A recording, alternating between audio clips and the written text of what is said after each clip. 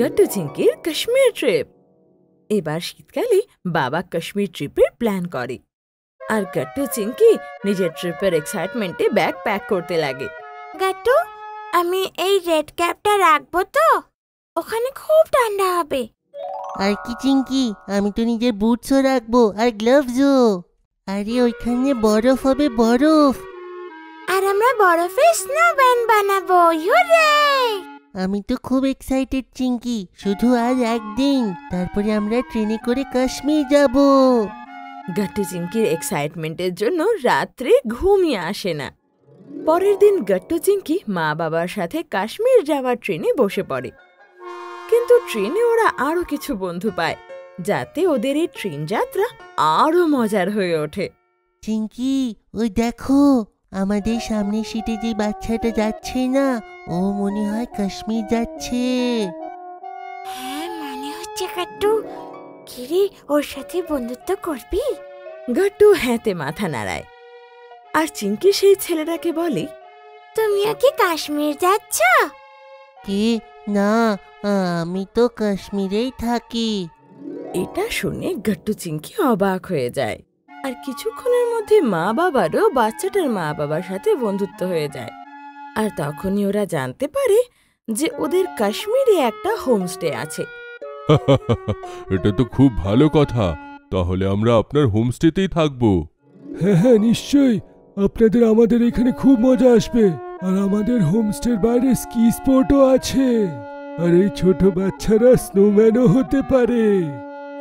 এটা শুনে গট্টু চিংকি তো আরো এক্সাইটেড হয়ে যায়। কিন্তু তখনই গট্টু ওই বাচ্চাটাকে জিজ্ঞেস করে, তোমার নাম কি? আমার নাম তো রাজু। আর তোমাদের? আমরা হলাম গট্টু চিংকি। তারপর গট্টু চিংকির রাজুর সাথে ভালো বন্ধুত্ব হয়ে যায়। আর ওদের দুদিনের ট্রেন জার্নি কিভাবে কেটে যায় বুঝতেই পারে না। কাশ্মীর পৌঁছে গট্টু চিংকির মা বাবা সবার আগে রাজুর হোমস্টে পৌঁছায়। অনেক রাত হয়ে গিয়েছিল, তাই আজকে তো আর ঘুরতে পারবে না। হোমস্টেতে মা বাবা গট্টু চিংকির একটাই রুম ছিল, যাতে দুটো বাঙ্ক বেড ছিল। এই দেখুন, এইটা আপনার রুম, আর আপনি চাইলে আমাদের সঙ্গে ডিনার করতে পারেন, কিংবা বাইরে থেকেও আনতে পারেন। আরে না না, একসঙ্গেই ডিনার করা হবে। Wow, bunk bed! আমি তো উপরে শোবো। না না গট্টু, আমি ওপরে শোবো। আরে থাম থাম, তোরা আগে গিয়ে ফ্রেশ তো হ, আর একটা গরম কাপড় পরে নে। আরে তো দেখ, দুটো বাঙ্ক বেডস আছে, তো একটার উপরে গট্টু আর আরেকটার উপর চিংকি শুয়ে পড়বে। হ্যাঁ বাচ্চারা, কিন্তু আগে আমাদের ডিনার করতে হবে তোমাদের নিউ ফ্রেন্ড রাজুর সঙ্গে, তাই না? আর তারপরে কাশ্মীরও তো ঘোরার আছে। এটা শুনে গট্টু চিংকি তাড়াতাড়ি ফ্রেশ হয়ে যায় আর গরম কাপড় পরে নেয়, কারণ কাশ্মীরে খুব ঠান্ডা ছিল। তারপর ওরা রাজুর ফ্যামিলির সাথে বসে ডিনার করে। গট্টু চিংকি, বাইরে স্নোফল শুরু হয়ে গেছে। আমরা সকালে ঘুম থেকে যখন উঠবো না, বাইরে অনেক স্নো থাকবে, আর আমরা স্নোম্যান বানাতে পারবো। তাহলে তো খুব মজা হবে রাজু। আর ডিনার করে গট্টু চিংকি নিজের নিজের বাঙ্ক বেডসের ওপর উঠে শুয়ে পড়ে। আর দুদিনের জার্নির জন্য ওরা পড়তেই ঘুমিয়ে পড়ে। সকালে উঠে গট্টু চিংকি দুজনে তাড়াতাড়ি ঘরের বাইরে যায়, কিন্তু মা ওদের আটকে নেয়। না না থাম, তোরা এভাবে বাইরে যাবি না, বাইরে খুব বরফ পড়েছে, আগে আয় আমার সাথে। কি সত্যিতে অনেকগুলো বরফ মা? আমাদের একবার দেখে আসতে দাও তো মা। না, আগে তোদের ব্রাশ করতে হবে আর ঠান্ডার জন্য রেডি হতে হবে, তখনই তোরা বেরোতে পারবি। তারপর মা গট্টু চিংকিকে একসাথে রেডি করে। মা ওদের পফার জ্যাকেট, গ্লাভস, মাফলার, বুট এই সব পরিয়ে দেয়। তারপর গট্টু চিংকি তাড়াতাড়ি বাইরে যায়। আর বাইরের দৃশ্য দেখে তো ওরা বিশ্বাসই করতে পারছিল না, কারণ চারিদিকে শুধু সাদা সাদা বরফে ঢাকা ছিল। এসো গট্টু চিংকি, আমরা স্নোম্যান বানাই। দেখো কতগুলো বরফ। গট্টু চিংকি বরফ ছুঁয়ে দেখতে লাগে। ওরা তো যেন বিশ্বাসই করতে পারছিল না। তারপর ওরা রাজুর সাথে মিলে বড় একটা স্নোম্যান বানায়। এই নে ক্যারেট, আর আর এই স্নোম্যানের নাক বানিয়ে দে। এইটা তো কত ফানি দেখাচ্ছে। হ্যাঁ রে, একদম তোর মতো। এই কথায় গাট্টু চিংকির ওপর স্নোবল বানিয়ে ছুঁড়ে ফেলে আর তিনজন মিলে খুব মজা করে স্নোবল খেলে।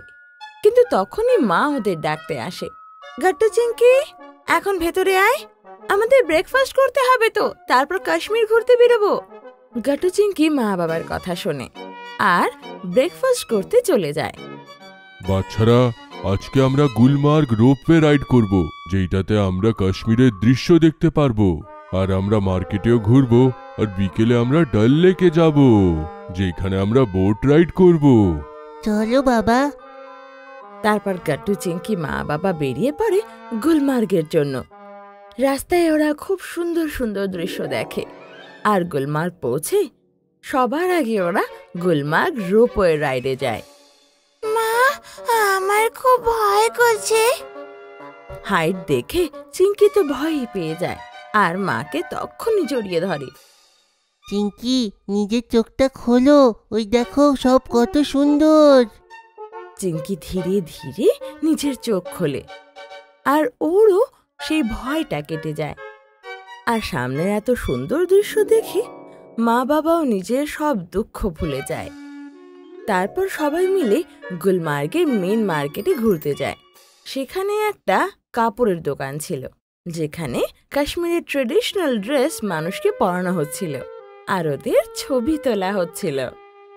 আরে বাহ, আমরাও এই ড্রেসগুলো ট্রাই করি আর একটা ফ্যামিলি ফটো নিই।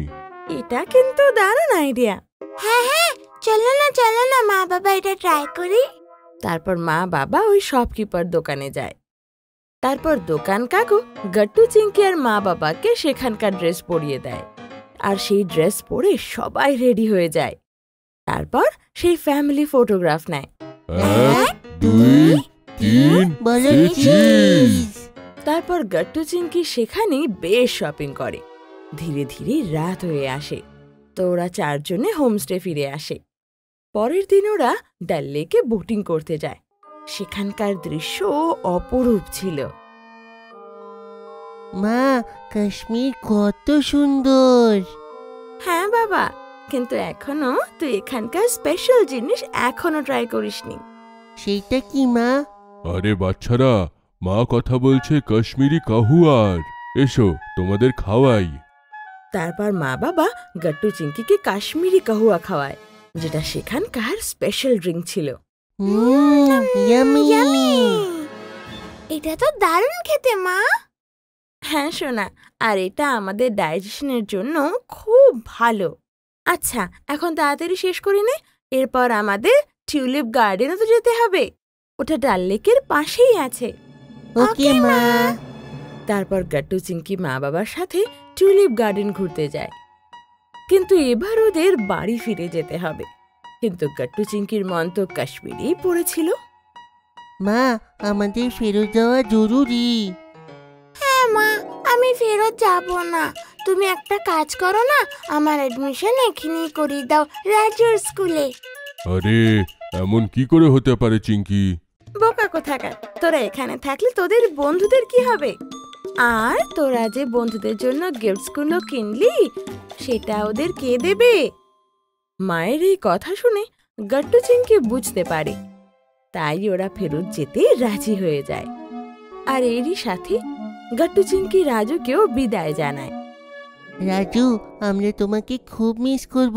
যখনই মুম্বাই আসবে দেখা করবে। হ্যাঁ হ্যাঁ গাট্টু চিংকি, আর তোমরা যখন এইখানে আসবে না, আমাদের হোমস্টেতেই থেকো।